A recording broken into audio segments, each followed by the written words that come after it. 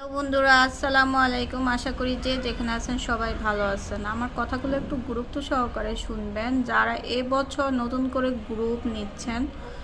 তো দেখা গেছে সায়েন্স, কমার্স, আর্টস তিনটা গ্রুপ থাকে। এই তিনটা গ্রুপের মধ্যে মেনলি সায়েন্সটা যদি আমরা একটু ভালো মেধাসম্পন্ন হয়ে থাকি, যে অঙ্কে ভালো, সূত্রগুলো মনে রাখতে পারি, ওরা আর কি সায়েন্স গ্রুপটা নিলেই ভালো হয়। কেননা চাইলেই আপনি আবার কমার্সে চলে যেতে পারবেন বা আর্টসে চলে যেতে পারবেন, কিন্তু একবার যদি কমার্স নিয়ে নেন বা আর্টস নিয়ে নেন, চাইলেই কিন্তু অন্য গ্রুপে যাওয়া যায় না।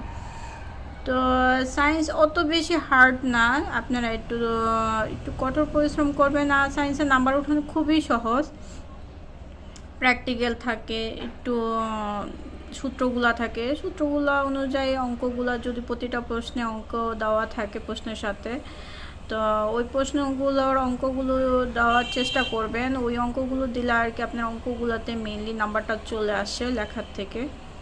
আর বায়োলজি তো আপনার ছবির একটু আঁকার ব্যাপার আছে।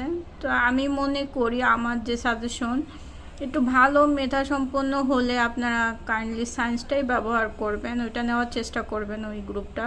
তাহলে চাইলে আবার কমার্সেও যেতে পারবেন, আর্টসেও যেতে পারবেন। ধন্যবাদ।